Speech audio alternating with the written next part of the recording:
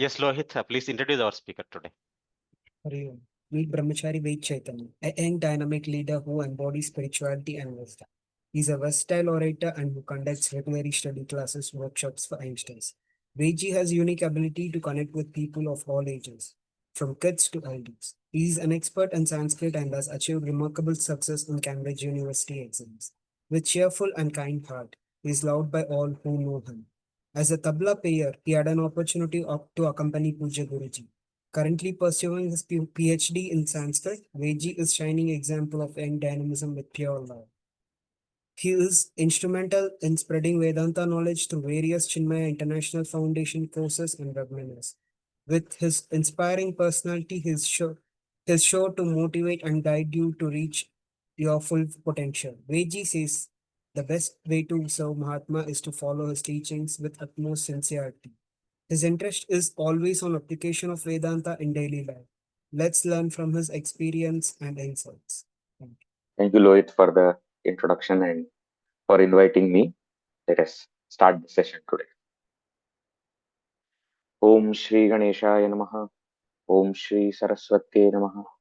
Om Shri Gurubhyo Namaha. Shruti Smriti Purananam Alayam Karunalayam. Namami Bhagavatpada Shankar. Samastajana Kalyane Niratam Karunamayam. Namami Chinmayam Devam Sadgurum Brahmavitvaram. Hari Om all. So today we are discussing a very interesting topic, and that is love all. So we'll go deeper into the topic and then we will also understand why we have chosen this topic for today.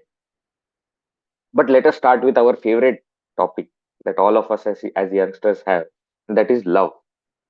We watch all the movies related to love. Nowadays, web series.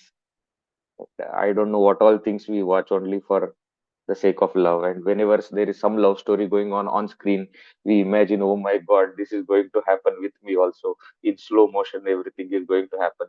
We have a lot of fascination towards this word love.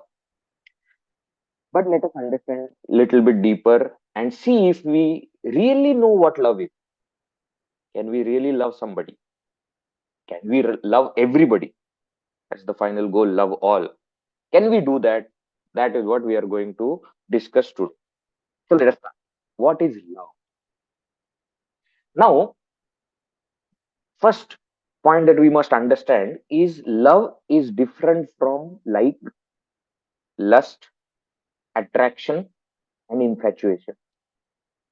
So, what I was saying was that love is not liking and not lust also. Lust is generally towards somebody's physical appearance that we like, we desire, we want to be with that person, we want to attain that person. That is what generally is called as lust.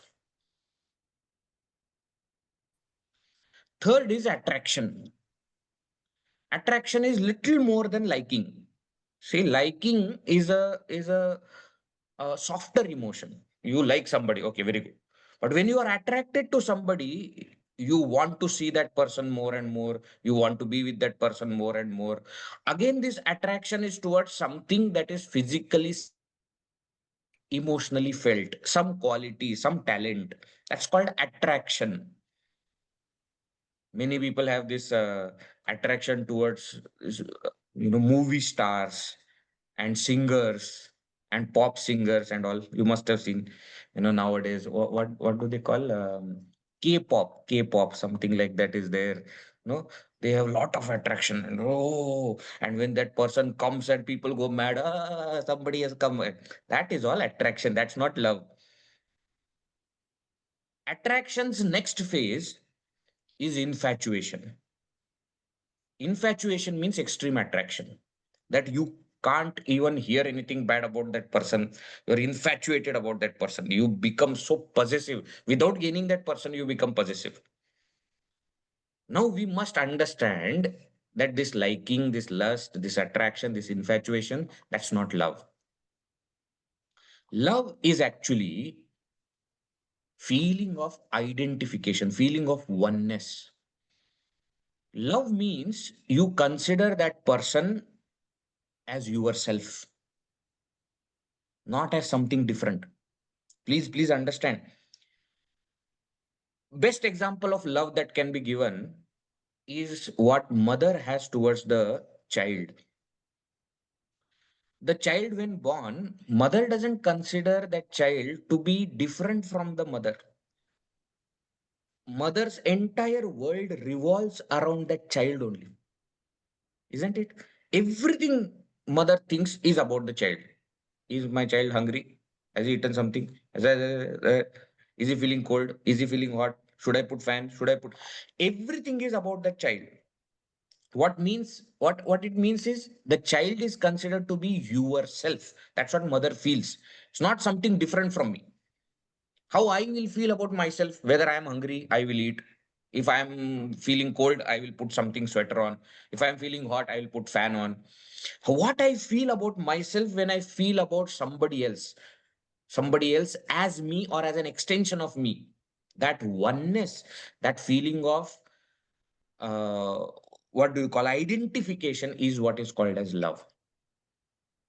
So in love, it is necessary that we feel that kind of oneness towards somebody else. Unless that has happened, we have not actually experienced love. What we have experienced probably is liking, lust, etc. What we have seen other things. So many of us, sorry to burst your bubble, many of us have not yet experienced love at all. We may think that we have experienced love. I'll tell you why. One more reason I will give. We said that liking or lust or attraction or infatuation, all these things are about a person, something that the person has, not something that the person is. Isn't it? That I like something, I desire something, or I am attracted to something about the person, not the person in itself. And therefore, the moment what I like or what I desire or what I'm attracted to goes away, I no more like that person. Say, for example, I like somebody because they have a very good voice. Very good. What beautiful singing. Ah, ha, ha. Super, super. Very good. Suppose the person loses the ability to sing. Will I like that person? I will not. If I like somebody just for their appearance, physical appearance, the way that person looks and the hair and this and that, the moment I say it is all because of all these things, if those things are not there, will I like that person? Think about it. So most of our liking is according to what person has. In other words, would say, Gurudev says that love is not because of something, but in spite of everything. Love is not because of, love is in spite of. Understand the difference. Because of something means because something that the person has, I say I am loving that person. Actually, it is not love itself. Why? Because when the thing that I like is not there, I will not like that person anymore. I will not love that person anymore. Love cannot come and go. Love cannot be, today I love that person, tomorrow I don't know. Then that is not love. Then that is other thing, liking or attraction, because that may come and go. So love is something which is and not about what the person has. Are you getting the difference clear? There is nothing wrong in having liking for somebody or attraction towards somebody or infatuation. Okay, infatuation is a little too much. It is delusion only. That is very dangerous. But at least liking somebody, attraction is not that wrong. It's fine. But don't call it as love. Don't call it as love. All right. Now that takes us to one more point. There is nothing in the world called as love at first sight.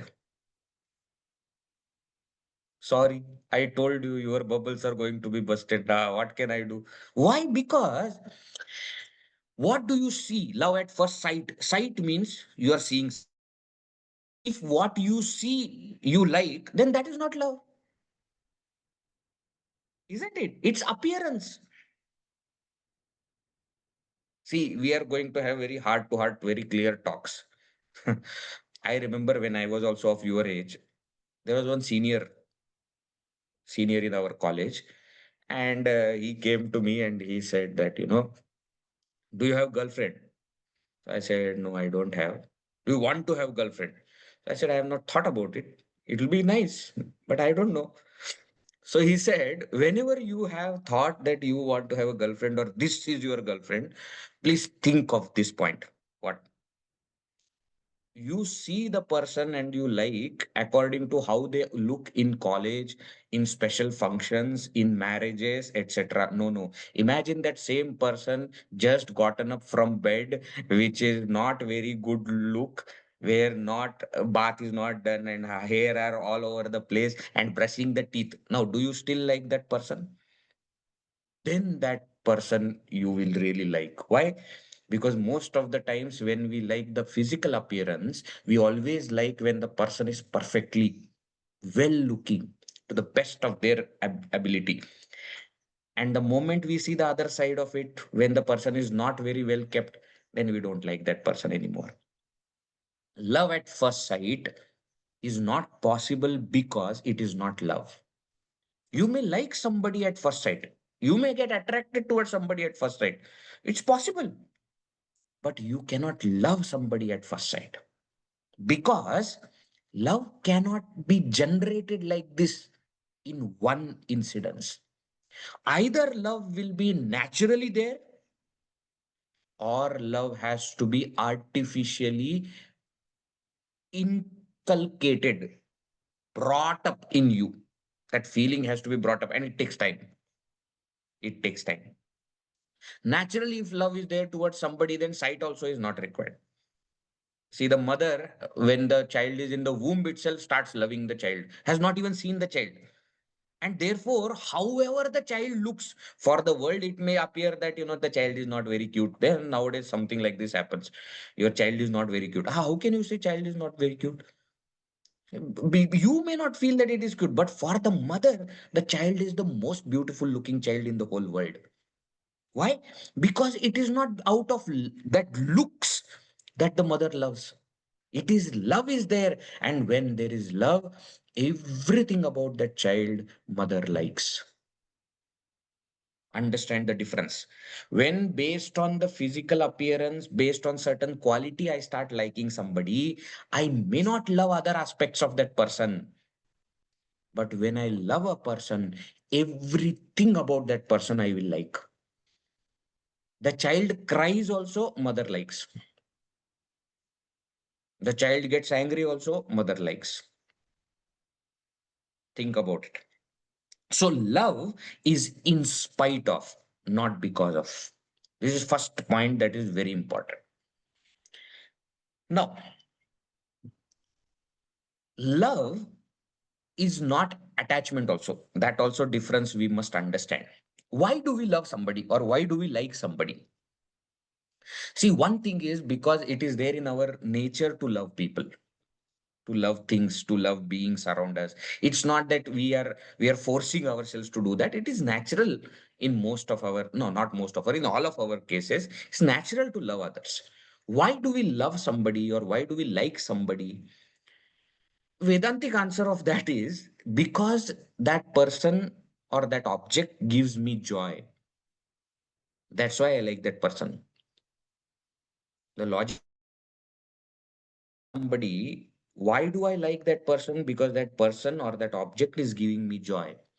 If that joy is not coming back, I do not like that person anymore. Let me ask you one question. Do you love your mobile? Oh, Veji, of course. More than life. Okay, very good.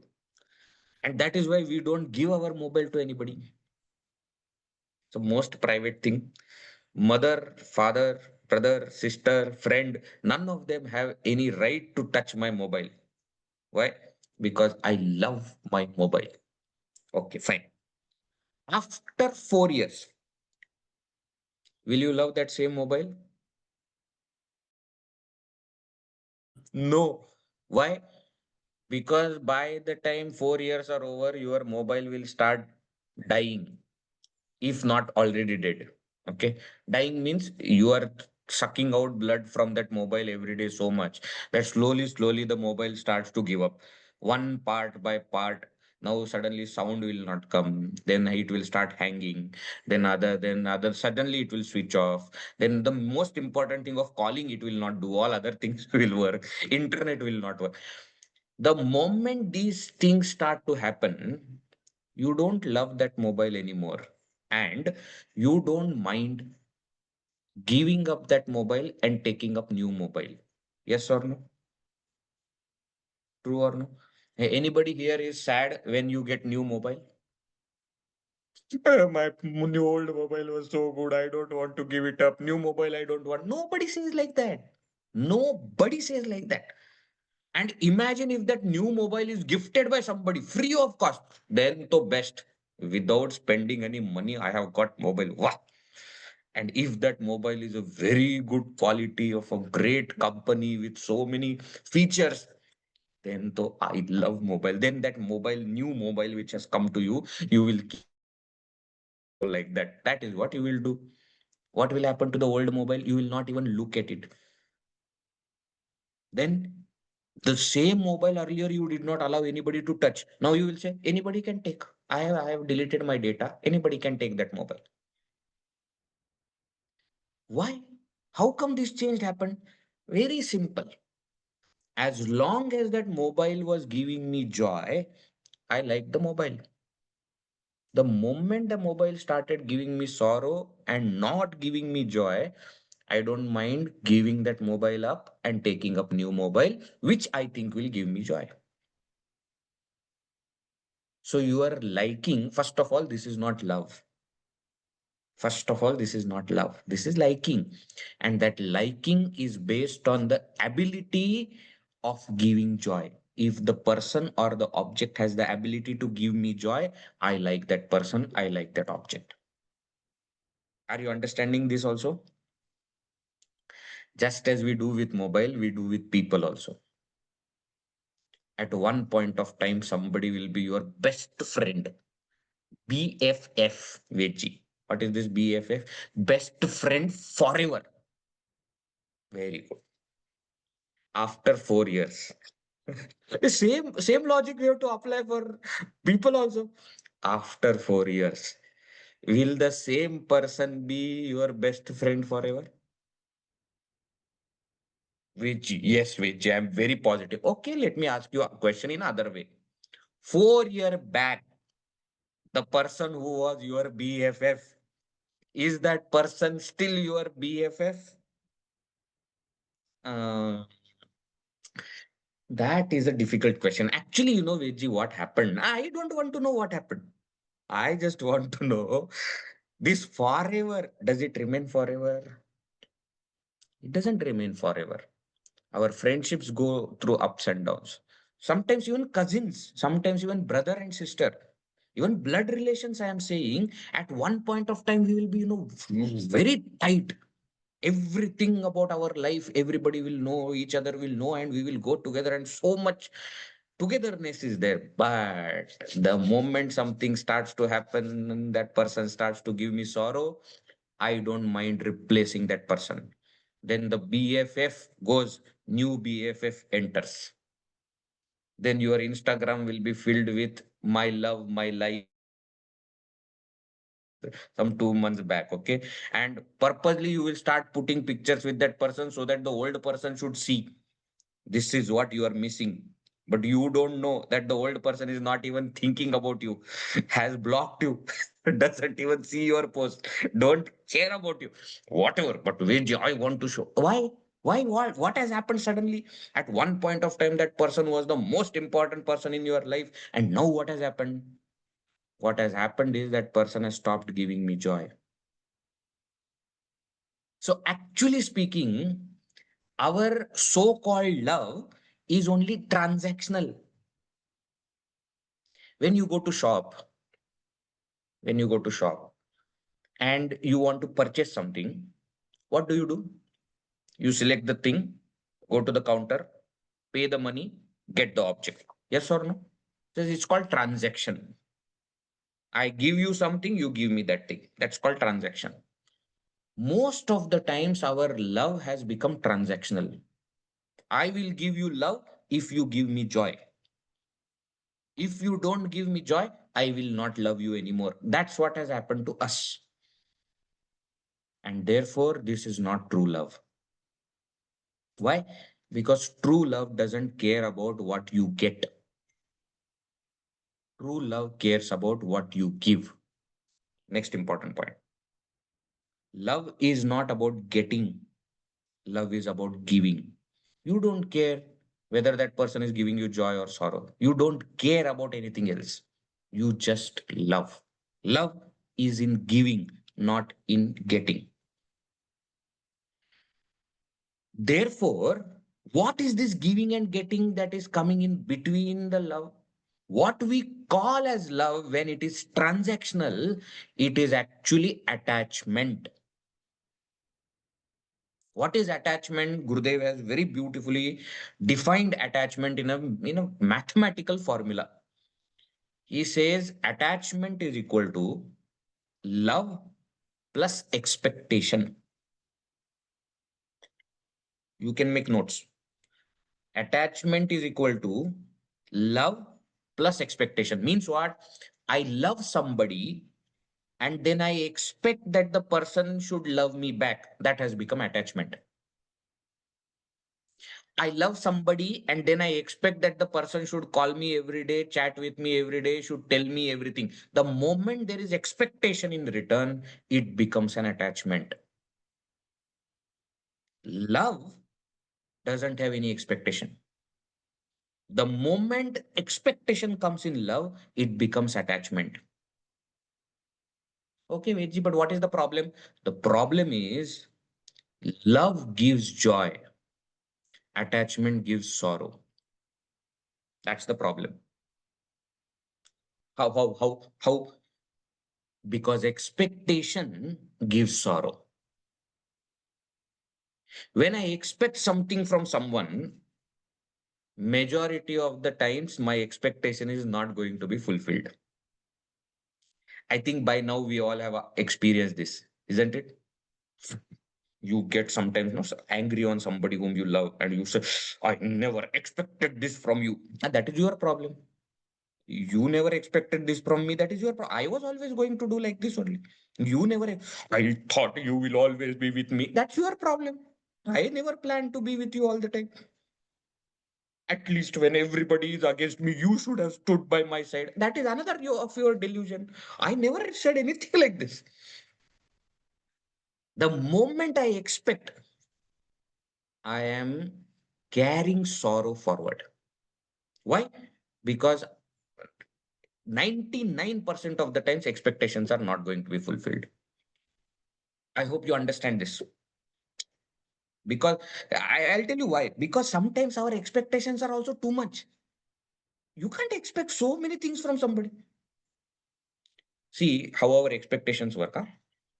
Suppose some bad thing has happened in my life. Okay. Then what do I expect that the person that I love or my best friend or whoever is there should console me. Correct? And I will cry, and that person should say, hey, don't worry, everything will be fine. One expectation. Then sometimes we feel that the person should not disturb me. Let me cry. Don't come. Okay. Person notes. Okay. Third expectation. If the person keeps quiet, doesn't speak, then you get angry saying that why are you not talking? Are what do you want? Do you want me to say anything when you are sad? Do you want me to not say anything? What exactly? Why? Because our expectations keep changing every moment. One day I feel that the person should ask me every day, how are you, and did you eat, and this and that. And next day I say, why are you asking so many questions? Do you want me to ask questions or do you not want me to ask questions? No, no. I want you to ask questions when I want you to ask questions. Wow, very good. And how will I know that what you want? That you should know. I will not tell. If you are asking me what I want, then you don't love me. Confusion, oh, confusion. And mind you, this is not their fault. We keep changing our own expectations and our own standards. It's not their fault. They actually are wondering how exactly and what is to be done. Why? Because whatever they may do, will find some fault in the whole thing. So our expectations are so unimaginable that 99% of the times expectations are not going to be fulfilled. One more thing about this expectation. I may have expectation. What if everybody has that expectation and that is not fulfilled? Then I always give this example. Now, I love Aishwarya Rai. Giving example, okay? I don't love Aishwarya Rai, but I'm giving example. Suppose I love Aishwarya Rai Bachchan, married Aishwarya Rai Bachchan, and I expect that that person Aishwarya Rai Bachchan should love me back. Now you love Aishwarya Rai Bachchan. Up to that was okay, no problem. Everything was nice. Now what do you expect? That Aishwarya Rai Bachchan should love you back. Why? Number one, she doesn't even know you exist. If she comes to know you exist, she will not care that you exist. Number three, she is already married. She has somebody whom she loves. Why will she look at you? But all these things we keep it aside and we expect that the person should love me back. How? Is it not unreasonable expectation on my part? Now that expectation will not be fulfilled and it will give me sorrow. You understand how the logic is? When I expect something from somebody, it is getting, and getting is not love. Giving is love. In giving, there is no expectation. When mother is giving things to the child, is she expecting that the child should say thank you? So mother doesn't care. Mother may, for teaching, may say, hey, when I give you something, you should say thank you. Why? She's trying to teach the child that whenever anybody else gives something, you should say thank you. That's a different part. That's a part of training. But actually speaking, mother doesn't care, especially when the child is small. Okay. As the child starts to grow, probably mother's expectation also arises that the child should say thank you and should feel good and should do all these things. It changes. But I'm saying with that newborn child, mother does so much for the child, doesn't expect anything in return, doesn't even expect thank you or smile in return. But we don't do like that. We expect things in return. Arey, we are such funny people, what to say. When we say happy birthday to somebody, the person should say thank you, correct? It's a simple law of language is there. You say happy birthday, the person says thank you. Okay, done. No, we don't stop there. What do we expect? When I say happy birthday, that person should say thank you. That is number one. But when my birthday comes, that person should say happy birthday to me. If that person has not wished me on my birthday, then I will not wish that person on that person's birthday. It's a pathetic behavior. So 100 people who have wished us on our birthday, we will ignore. But that one person who has forgotten our birthday, that we will remember. No, let it come, let it come. I remember when that person's birthday, I am not going to wish. What nonsense is all this? And we go through this nonsense and we help each other in this nonsense. Most of our friends and their problems are related to this only. True or not? That person is not talking to me. Very good. I want that person to talk to me. Why? Last month, when that person was talking to you, you came to me to say that, how can that person be, kept quiet? This is too much disturbance. And now you want that person. No, I want that person to talk to me, but not too much talk to me. I want exact. Array, yeah, too many expectations. Expectations will lead to sorrow. It is as simple as that. Love can never give you sorrow. Please write it down wherever you want to write it down. If anything is giving you sorrow, please understand that there is no love in that relationship. If truly, if truly something or some person you love, then that person can never ever give you sorrow. It's not possible. Why? Because technically we said love is giving. And when it is giving, there is no concept of sorrow. There is joy in giving. In getting, there is a possibility of sorrow.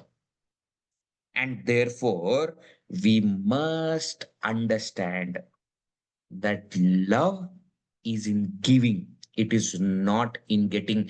Love doesn't have any concept of expectation from it.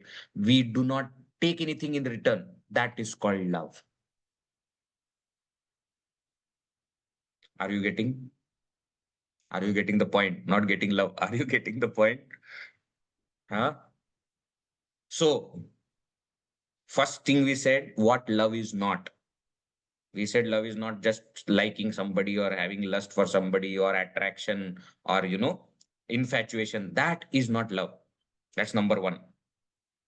Second point, we said love is actually that identification.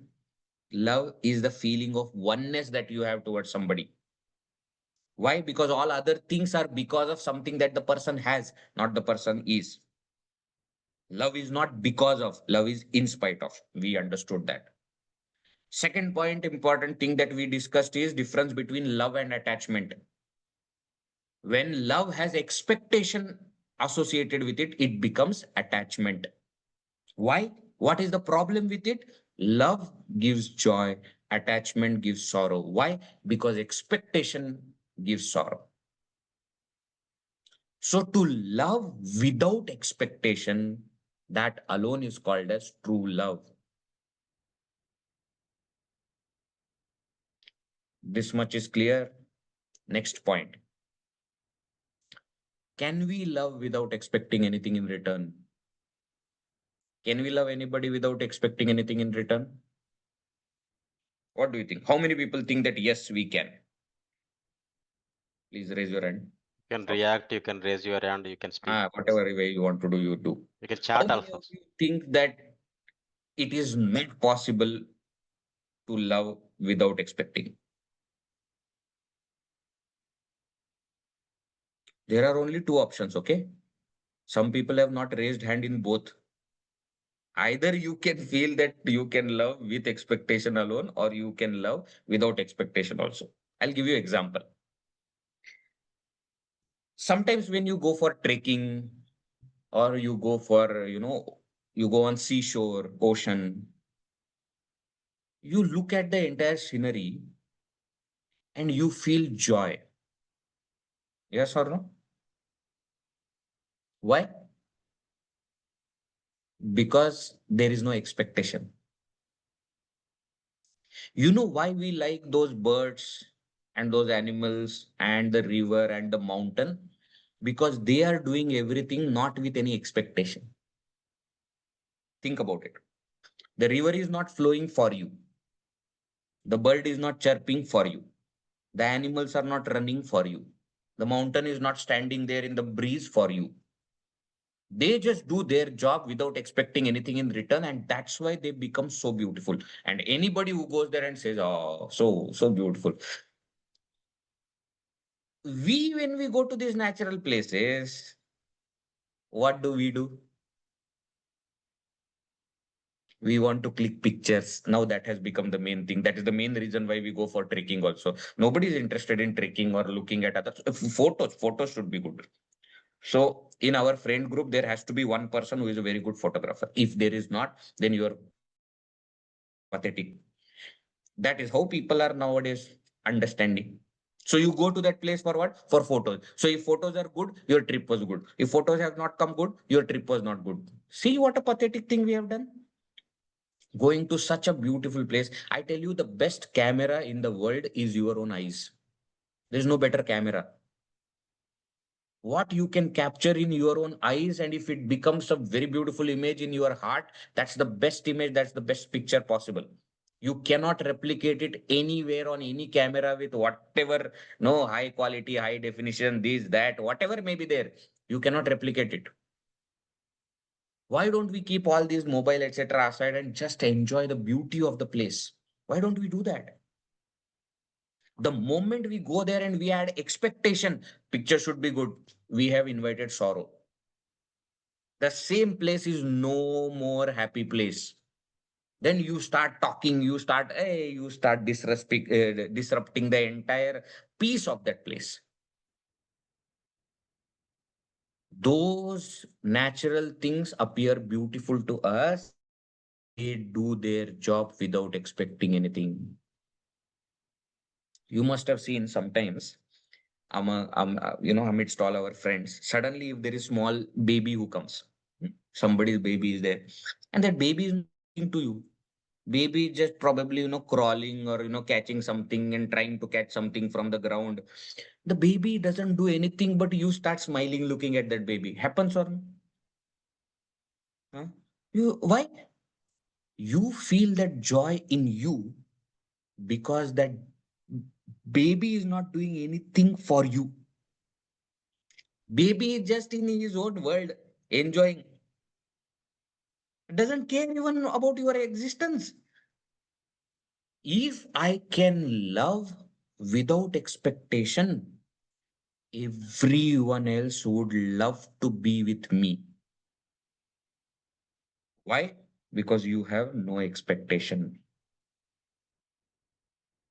Therefore, the question becomes important. Is it possible to have love without any expectation? Yes, it is possible. How to do it? Is that love natural, or can we cultivate it? Can we, bring it in us? Natural love is also there, but we can bring it also. How to do that? Focus on giving. Don't focus on getting. Doesn't matter what you get, just give, give, give. There is one very beautiful book of Gurudev you might have seen called I Love You Letters. I Love You. The letters that he has written to, to the youngsters. And there he says, give, give, give. Giving is love. The moment we start giving to people, we will start loving people. Think about it.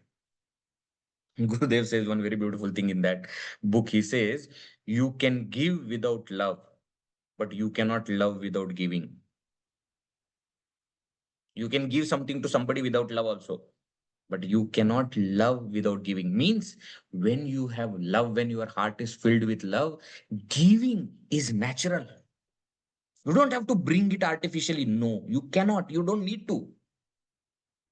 So the question is not, can we love without expectation? That will automatically happen. Because when will focus on giving, it will automatically happen. The question is, can we love all? There is one very beautiful quote of Guruji, few sentences that he has written. I'll just read those sentences for you and then I will explain. Very, very amazing thing he has written. He says, when some things are special, it is sorrow. When some things are special, it is sorrow. When one thing is special, it is deep misery. When one thing is special, it is deep misery. When one thing is everything, it is sheer torture.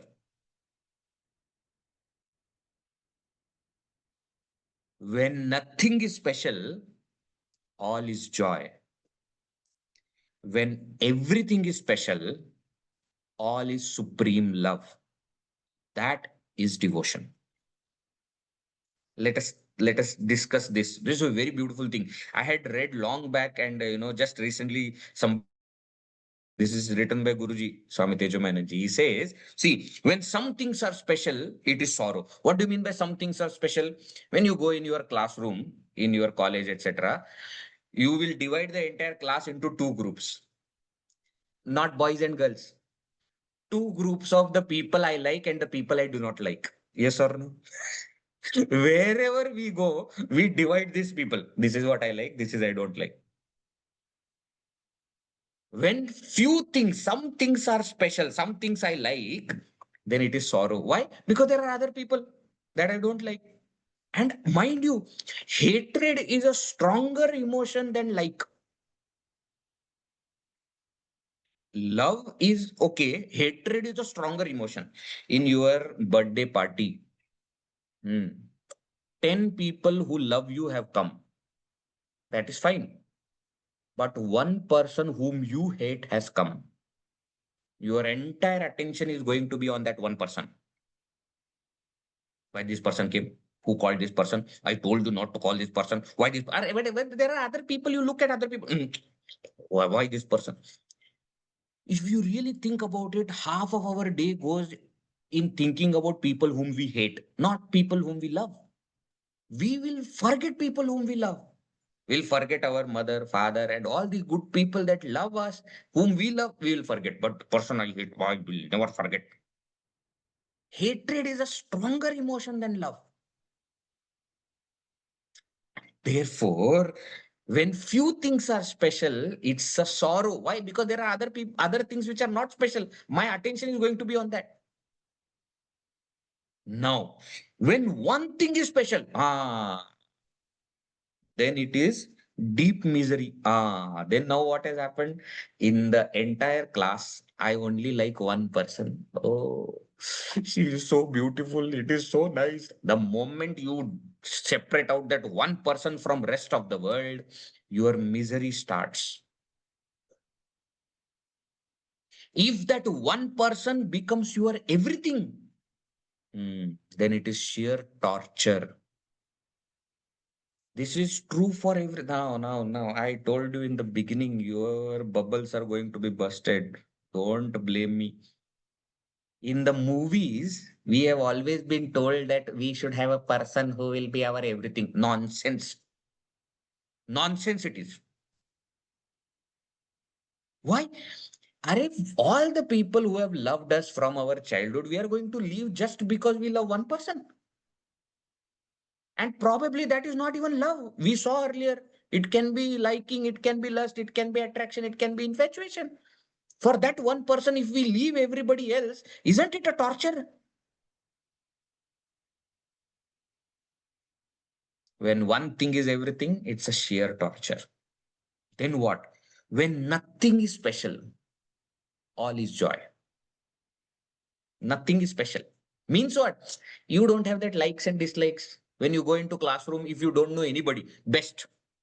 Very good. Why? You will not like anybody, you will not hate anybody. So then what? Then you will go there and you will sit and you will enjoy. Everything is good. Suppose somebody opens his mouth in the classroom too much, that also you will enjoy. Why? You don't care about that person. If suppose somebody keeps very quiet, that also you will enjoy. You will enjoy everything. All is joy when nothing is special. But when everything is special, then all is supreme love. How can be there that everything is special? How can you love everyone? That is the most difficult thing. See, Veggie, you have been talking for now almost 50 minutes and good points. Some good points you have spoken. Okay, fine. I liked some points also, and I laughed also, and I okay. But now you are being too much. Why? You can't love everybody. Not possible. Few people, yes, I can. That for that also I have to put a lot of efforts, but few people I can love. How can you love everyone? That's why Jesus Christ in Bible says, love thy neighbor. Love your neighbor. Why love your neighbor? Because neighbor will be the first person that you will start hating. Isn't it? That person is putting all the garbage into my doorstep. That sound is there, coming, full sound music is going on when I want to study. So I can love everybody else, but not my neighbor. But mind you, when Jesus Christ said this, it was 2000 plus years back. Today, we can love even our neighbor, but we can't love people in our home. Fact or no? Which everybody is fine, but my brother or sister, it is impossible to love that person. I don't know why they are my brother or sister. Like, every single moment I feel like I want to kill that person. The only reason I am not killing is because I am good. Oh, very good. Now, if I ask all these questions to your brother and sister, they will say the same things about you. That my brother or sister is, I don't know why that person is there and I want to. Why we can't love everyone? Because We often focus on their negativities and not on their positivities.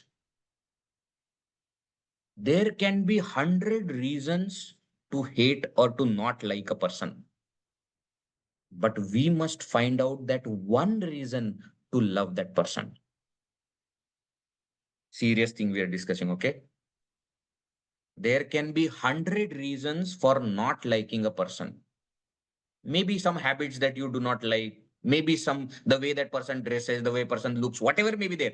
Hundreds of reasons can be there for not liking somebody. But there will be one reason for which you can love that person, and that reason you have to find. Our entire life should go on finding goodness in people.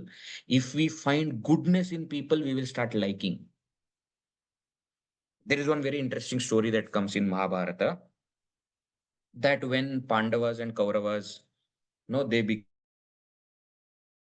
what do you say, ready for taking up responsibility, they were being, what do you say, tested for who can be the next king, Yuvaraj. They will be crowned as prince and then they will make that person king. And naturally, at that time also, it used to be according to the eldest son will naturally have the first chance.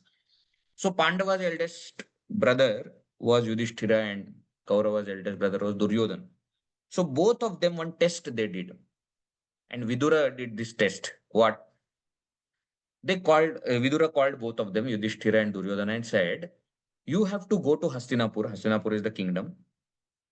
And meet every single person in the kingdom. Because if you want to be the king of the people, you must know the people. And tell me how many good people we have and how many bad people we have in Hastinapur. Okay, simple. How many good people, how many bad people. So Yudhishthira and Duryodhana, both of them went. After 1 month, after talking to all the people, they both came with the list. So Vidura said, Duryodhana, tell me. He said, everybody is bad. And I am not just saying like this. Here is a list. This is the name of a person. What is bad in that person? What is wrong in that person? List submitted. Then Vidura asked Yudhishthira, what do you think? Yudhishthira said, everybody is good. Huh? He said, I am also not saying anything like that. Here is a list. Here is the name of person and what is the goodness in that person. Mind you, both Yudhishthira and Duryodhana went to same people, met the same people. One found all badness in them. One found all goodness in them. How? Because the world outside is reflection of your mind. How you are, that is how the world will appear. Duryodhana was bad, therefore he thought everybody is bad. Yudhishthira was good, therefore he thought everybody is good. So if we want to find goodness in others, what we have to do? We have to find goodness in ourselves. We have to be good if we want to find that goodness outside. Are you getting? Are you getting the logic? But there is one problem with this logic. What? See, you may like many people by this logic, but to like everyone is little too difficult. In a classroom, okay, 60 people are there. I may like 55 people. But what about those remaining five? How to love every single person without any exception? The logic that we have seen that you must have that goodness and therefore you should see goodness in others, that will help you in liking so many other people. But how to love all? Very simple mathematical equation. To love all, we must love that one who is all. Careful, I'll repeat. To love all, we must love that one person who is all. And who is that one? That is God. God is everything. If I love God, I will love everything. If I love God, I cannot hate anything. Why? Because everything is God. Everything is created by God. How can I not like it if I love God? So, to love all, I must love God, who is all. Mathematics, no. Love all is equal to love one.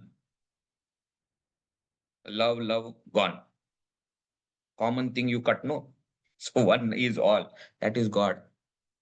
So, to love all, we must love God. Only by that method, everything else will be solved. When I love God and therefore I'm loving everybody else, then no expectation is there from anybody, no lust or infatuation or liking, just liking or attraction is there for I love all. Why? For no reason.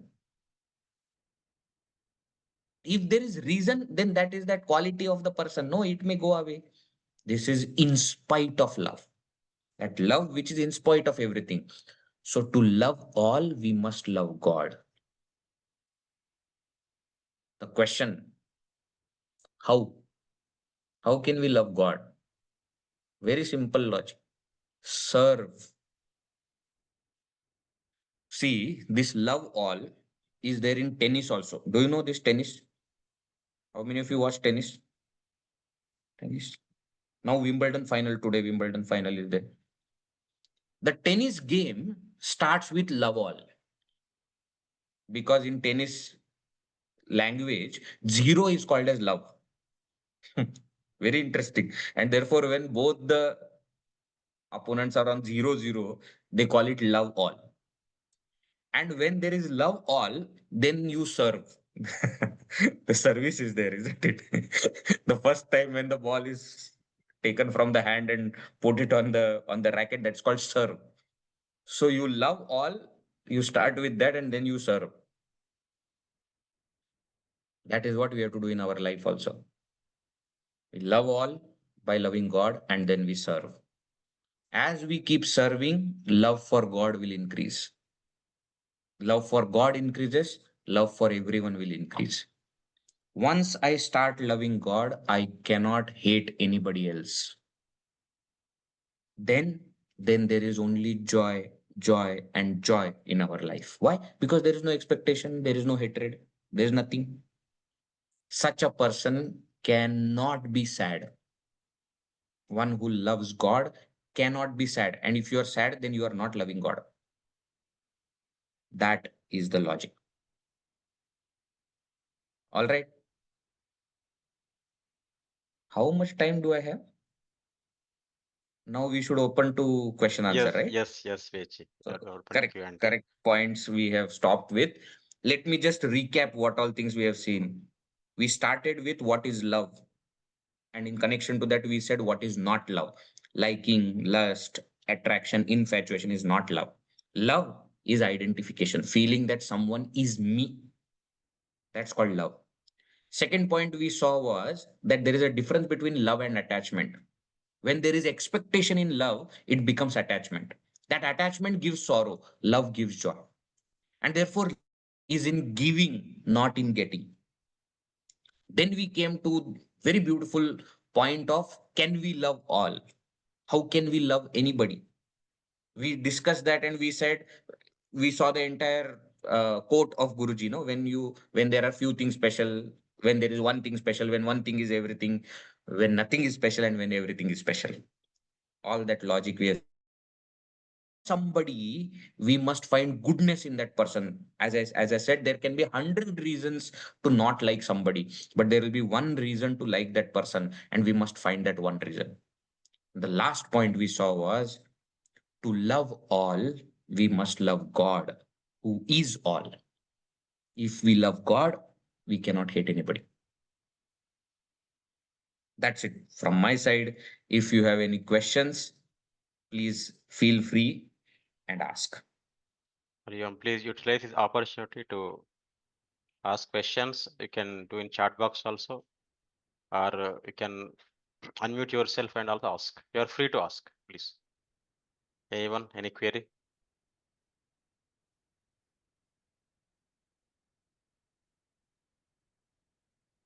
Yeah.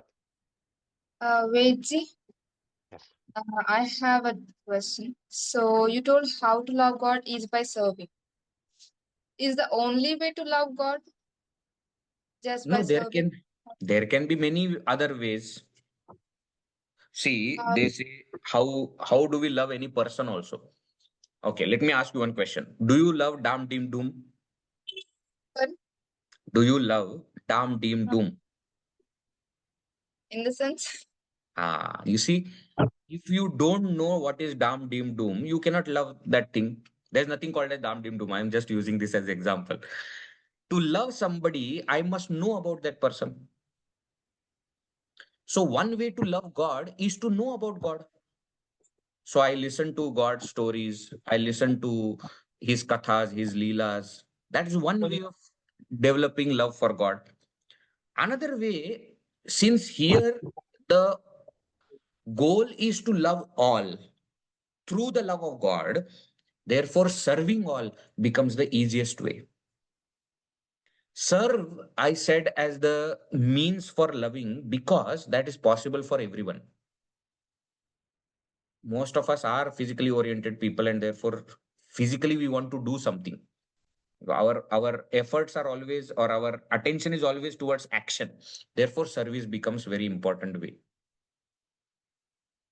But there can be other ways also. But even though there are other ways, you will come to serving only at the end. That's the point. You may listen to the stories of Bhagavan and create that love for him, but then again you will have to serve. So that serve is that uh, necessary step. You can start with it or finally you come to it, but it has to happen. That's the point. Yes. Any other Okay. person? Yeah, someone is. Yeah, the chat box it is there. Nowadays, they say commitment to one person. So we have to love one for commitment life and love all as God. What is the difference? See, commitment to one person, marriage to one person has nothing to do with loving all. No, by being committed to one person, you are not saying, you are not stopping to love other people. You still love your parents, you still love your friends, you still love your family members, but you are committed to one person. And marriage is an institution for society. Marriage is an institution for our life. I can still love all and be committed to one person. That's why I said problem comes when I am attracted, infatuated towards somebody else, I have lust for somebody else, then that commitment to one person is gone. Loving all has no problem with anything. I hope that that difference is clear. Hmm? So there is no problem in having commitment to one person and being with that person. Yes, that is necessary. Rather, that is probably the most important thing that we should bring back, in this world. Nowadays, we get married to somebody, but we love everybody else other than that person. Very pathetic situation we will be in then. That should not happen. I can love all, but be committed to one person. Of course, it is possible. Yes, Hariom absolutely. Vedji. Hariom, Satvik. Swamiji, you have given one example like view of beach and trekking and all. You have given that example, right? And you have told another point like liking is based on ability of giving joy, right, Swamiji? In that way, can we think like that view, that scenery is giving me a joy? So can we consider that love or a like for that view, Swamiji? It Because is only if that liking. it is only liking. But I gave that example from other standpoint. From the standpoint of the tree or the birds or the river or the mountain, they are not expecting anything from you. Yes, So yes, why do Swami. you like that scenery? Because they have love towards you, not the other way around. Okay. Imagine instead of that, there are people who want something from you. Around that people, you will not feel such peace. So Yes, how Swami. they are towards us, we should be towards the world. That we should just think of giving, not expect something in return. Do you, when you go to mountain, does the mountain expect that you should say thank you? Mountain doesn't No. care. Mountain is just being mountain. River is just being itself.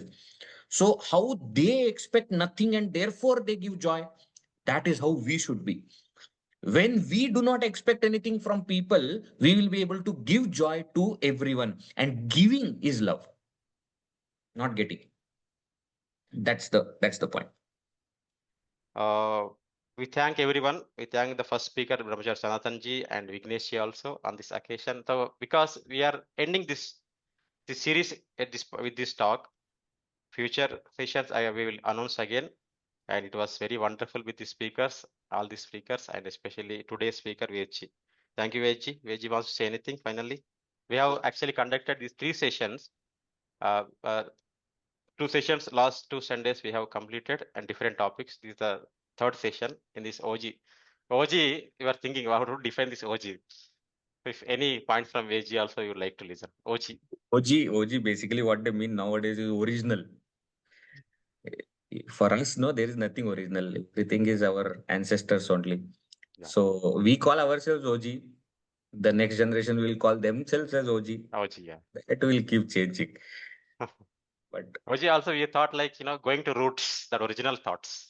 yeah, Where what these ideas, as you said, where did these ideas come from? Obviously our scriptures and great knowledge treasure is there from there. Thank you. Anyone wants to? And one more thing, actually, I forgot to see, say. interesting. OG, Yes, O, no, O is zero, no? right. Looks like zero. We said in tennis, zero is love. Okay. And G is God, love God. That can become the meaning of OG. Very good. Wonderful. Wonderful Thank definition, you for actually. giving insights. We'll work on this.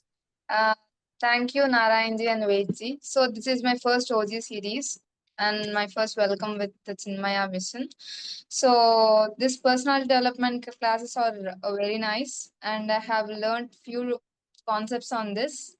So like ఒక్కొక్క session లో few concepts I have learned. I'm trying to implement them daily. And today I came to know love and how to love is that is only through God. So this is the main point I learned. So prati session lo I'm learning some new things. Very good. And thanks Very for good. the sessions. I'm expecting few more interesting sessions in the near future. Next season we will start. And one more thing is, every week we had sessions. Please take this week as a challenge, and at least one point from this session we can take it and follow. Anywhere we can apply these points and see the results. Thank you all. Thank you, Chick Adoni, for wonderfully organizing and advertising and sharing messages to everyone and bringing people to this platform. I thank you, Lohit. Thank you very much. सर्वे भवन्तु सुखिनः, सर्वे सन्तु निरामयाः, सर्वे भद्राणि पश्यन्तु, मा कश्चित् दुःखभाग् भवेत्. असतो मा सद्गमय, तमसो मा ज्योतिर्गमय, मृत्योर्मा अमृतं गमय. ॐ पूर्णमदः पूर्णमिदं पूर्णात् पूर्णमुदच्यते, पूर्णस्य पूर्णमादाय पूर्णमेवावशिष्यते. ॐ शान्तिः शान्तिः शान्तिः. हरिः ॐ श्रीगुरुभ्यो नमः. हरिः ॐ.